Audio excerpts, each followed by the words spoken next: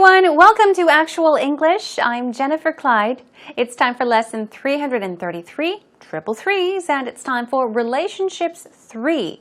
Today let's focus on making it work. It meaning relationship. So making the relationship work. Relationships are hard to keep. Being in a relationship can be, of course, filled with joy and happiness, but there are troubles that we come across, arguments and fights we get into. Sometimes we have a difficult time understanding each other or communicating with each other. Share your emotions, share your hobbies. I mean, there's a whole list of things we can talk about, but relationships can go wrong. Problems can occur in a relationship, but what matters is that the both of you want it to work and you try to make it work. So let's talk about, once again, making it work. Okay, if you're ready, let's begin with our first segment, Actual Talk.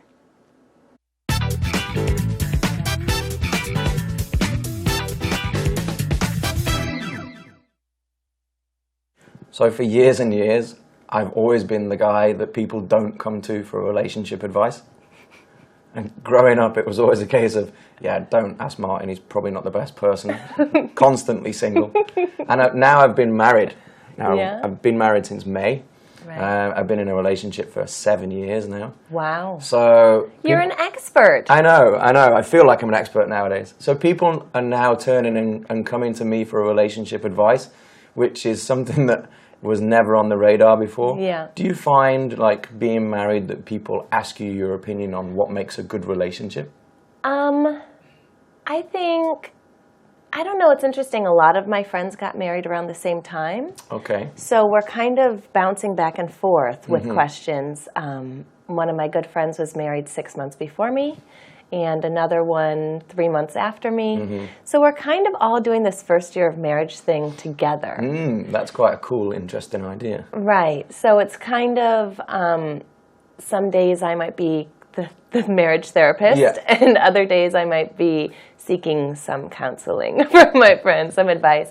But I think the most important thing is to be open with each other about what your expectations are, be realistic with yourself about what you need and what you require on a daily basis to be happy. Okay. And not to always look to that other person for that happiness.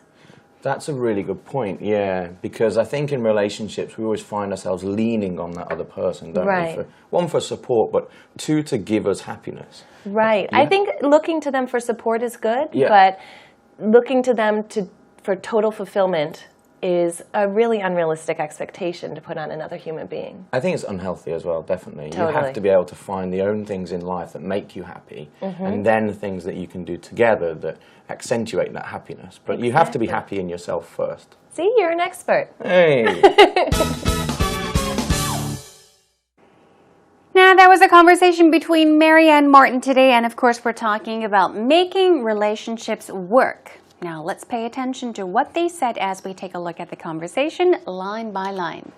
Here we go. Martin began by saying, for years and years. Okay. If we take a look at this very beginning part of the sentence, he says years twice. What was the purpose of that? For years and years. In other words, simply put, it means for many years, okay? But when you want to emphasize something, when you want to stress something, we often repeat the same word over and over and over again, just like I did right now. So he could say for years and years and years, but he says for years and years, for many years, I've always been the guy that people don't come to for relationship advice. Okay, that people don't come to or didn't come to for relationship advice. So people did not turn to Martin for advice concerning relationships. Okay, and he continues, growing up, it was always the case of, don't ask Martin. He's probably not the best person. He's constantly single. So this is what people would say to each other. Hey, you have questions? You need advice concerning relationships? they'll go to Martin. He's not the best person. He's always single. He's constantly been single, meaning he's never in a relationship. So why go to Martin for advice? That's what people often said when he was young, growing up. So people did not come to him, meaning people did not ask him for relationship advice. And now, I've been married since May. So he has been married since when? Since May. I've been in a relationship for 7 years now. I guess he could have said since he's married, okay? And if he was talking about the relationship that he has had for 7 years with his current wife, he could have said, I've been in this relationship for 7 years. Meaning he dated his wife, now wife, for 7 years, and they're finally married, okay? Anyhow, got the point. He's married now, and he dated for about 7 years, him and his wife. Wow, you're an expert. Here we go. Why does Mary say this? Or when would you say this to a person? You're an expert. You're an expert. Okay, when you want to give them props, when you want to say, hey, good for you. You must know everything about this. You must be very skilled, very knowledgeable. You must be a specialist. You must be an expert. You're a genius in this field. There are many ways of putting it, but she's saying, wow, you're an expert, meaning you must know a lot about relationships. Here we go. He says, I feel like I'm an expert nowadays. Nowadays. Now, this is not a very difficult word, but I chose it as today's vocab word to help you understand how it can be used. So nowadays, it's usually used with an S at the end. Nowadays? Nowadays. It means in present day. We're talking about now, in modern days, in modern times, okay? So these days, nowadays, they're very similarly used. He says, I feel like I'm an expert nowadays. Not before, but these days, yes. People are now turning and coming to me for relationship advice. A big change. Remember, in the beginning he said, people did not come to him for relationship advice, but now people are turning to him, coming to him for relationship advice. You can turn to somebody for something.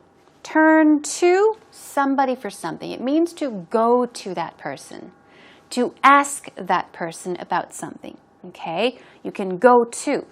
In that case, you can say, he came to me for advice. She turned to me for advice, okay? In this case, he's saying, now, everybody, people are now turning and coming to me for relationship advice. Do you find being married that people ask you your opinion on what makes a good relationship? So he's saying, does being married help?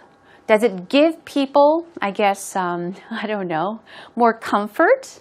Does being married give them a reason to ask you these questions? Okay, he's asking Mary because Mary is also married. So she says, well, I don't know. A lot of my friends got married around the same time. Around the same time. At almost the same time. Okay? So we're kind of bouncing back and forth with questions. Okay. The expression we have for you here is bounce back and forth.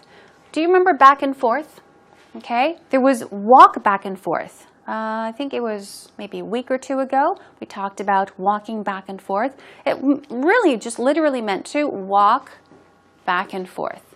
Walking back and forth, especially when you're thinking about something. People walk back and forth. But here, she's saying that since many of her friends got married around the same time, okay, they're kind of bouncing back and forth with questions, Bounce back and forth. This means to ask each other questions. Okay, so A asks B a question, B asks C a question, and C asks A a question. They're bouncing questions at each other, exchanging questions. One of my good friends was married 6 months before me. So 6 months before Mary. And another one, 3 months after me. Okay, so almost at the same time they all got married. So we're kind of doing this first year of marriage thing together. What is a first year of marriage thing? First year of marriage thing. She's basically referring to the things they can talk about or ask each other about concerning marriage. Things that happen in the first year of a couple's marriage. So they're exchanging questions with each other, okay?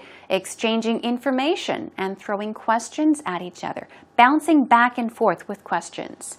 Anyhow, yes, Martin said that's quite cool. It's nice to have friends to talk about these things. Right. Some days I might be the marriage therapist. So she's saying that she, Mary sometimes, is the marriage therapist. Okay. She gives people answers. She counsels people. She listens to people and gives them advice. So she becomes the therapist, okay, the doctor, for example. And other days, I, once again Mary, might be seeking some counseling from my friends. She becomes the seeker, okay? She seeks counseling from her friends. So what she's saying, sometimes I become the counselor.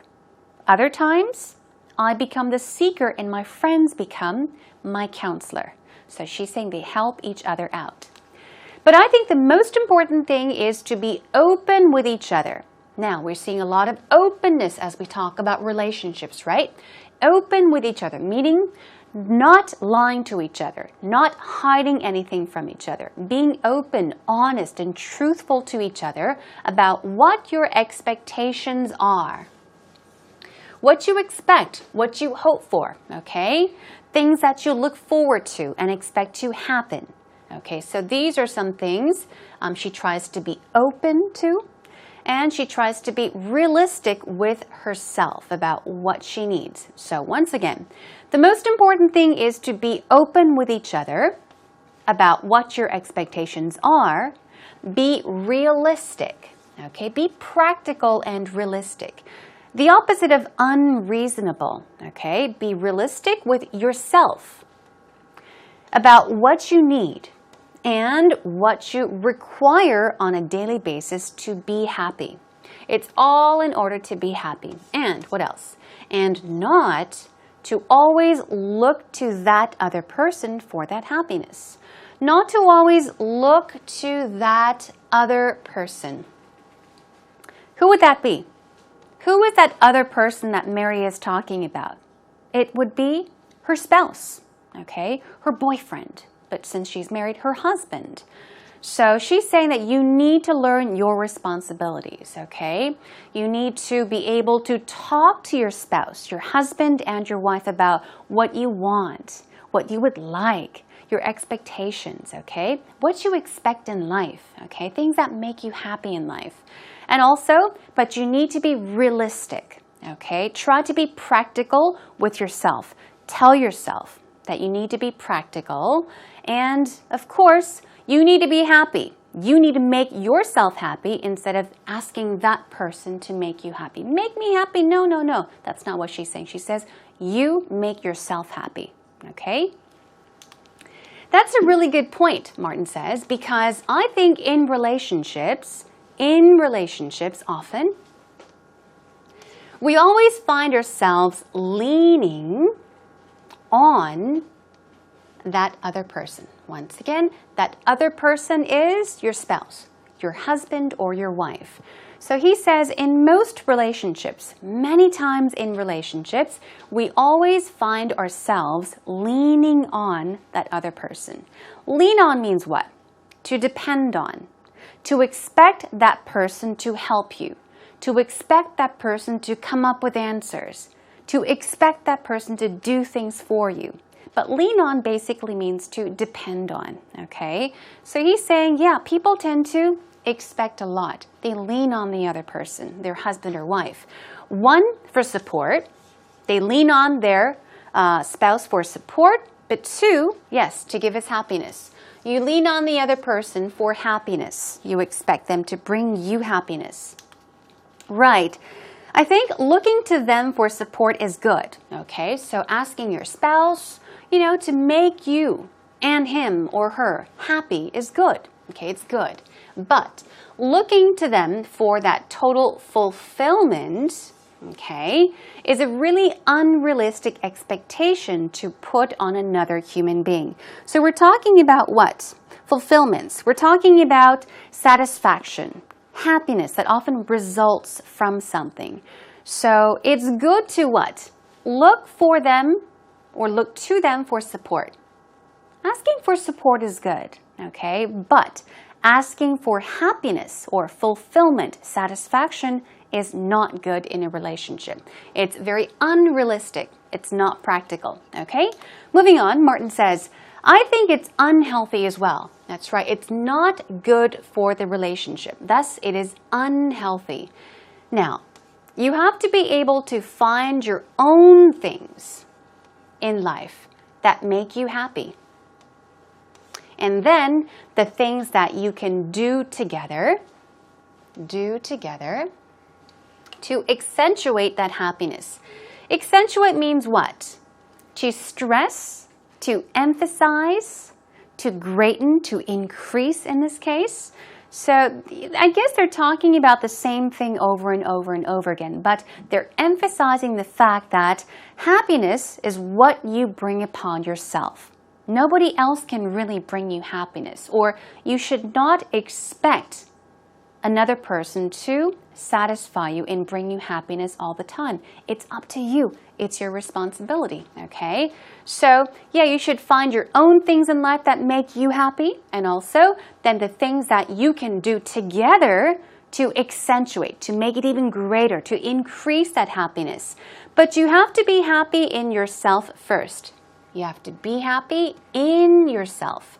You have to be happy with yourself is another way of putting it. Okay, and of course, Mary ends the conversation by saying, hey, see, you're an expert. So she was, she was right. In the beginning, she said, hey, you're an expert, or you must be an expert. And at the end, she listens to everything that he has to say, and she says, you know what?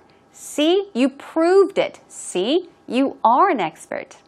Okay, let's listen to the conversation one more time. So for years and years, I've always been the guy that people don't come to for relationship advice. And growing up, it was always a case of, don't ask Martin, he's probably not the best person. Constantly single. And now I've been married. I've been married since May.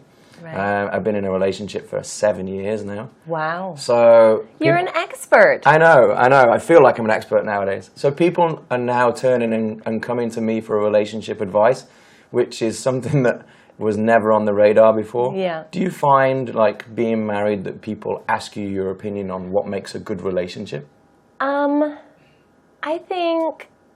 I don't know, it's interesting. A lot of my friends got married around the same time. Okay. So we're kind of bouncing back and forth with questions. One of my good friends was married 6 months before me, and another one 3 months after me. So we're kind of all doing this first year of marriage thing together. That's quite a cool, interesting idea. Right. So it's kind of, some days I might be the marriage therapist, and other days I might be seeking some counseling from my friends, some advice. But I think the most important thing is to be open with each other about what your expectations are, be realistic with yourself about what you need and what you require on a daily basis to be happy. Okay. And not to always look to that other person for that happiness.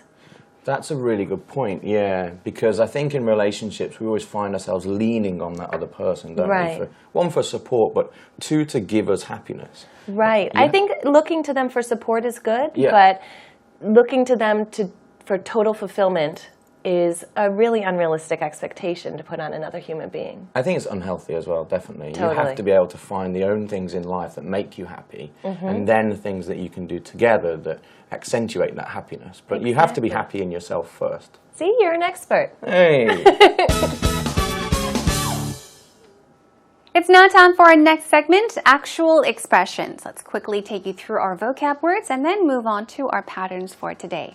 Nowadays, here we go. It's a simple word, nowadays. It means at the moment, first off, or at the present, these days. Expectation, or often an S is added, expectations, okay? So we're talking about what? Assumptions or expectations. It is basically the belief that somebody has that something will happen, something you look forward to and expect to happen, okay? What about realistic? Realistic. Some people pronounce it realistic. You can also say realistic. The point is, the stress goes on the third syllable, on list. Realistic. Realistic. Okay? We're talking about something that's rational, practical, real.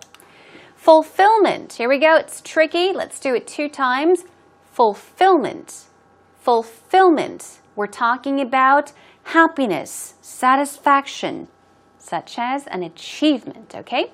What about accentuate? Accentuate. One more time. Accentuate. It means to accent, to stress, to emphasize, okay? So let's take a look at all these synonyms. Make use of them. Emphasize, accentuate. Our first pattern for today is bounce back and forth. This means to exchange or throw questions or exchange ideas with one another. Okay, you're often throwing a question to one person and that person asks you a question back. You are exchanging questions or ideas. Here's a sample sentence. We need a new plan. So let's bounce some ideas back and forth and see what we get. In this case, we're saying we need a new plan, so let's exchange some ideas. Let's bounce ideas back and forth. I give you one, you give me one, okay? Bounce back and forth. What about lean on? Lean on, lean on. It means to depend on, to rely on someone or something, okay? Here we go with a sample sentence. Remember that you have me, a friend to lean on in times of troubles. This is what a true friend can say to a friend. You know, you can always say to your best friend, remember that you have me. Remember that I will always be there for you. You know, you have me to lean on, okay? You have a friend to lean on in times of troubles or difficulties. I'm there for you, or I will be there for you to lean on, okay? This is something you can use in many, many different situations. So please do practice the vocab words and the patterns more on your own.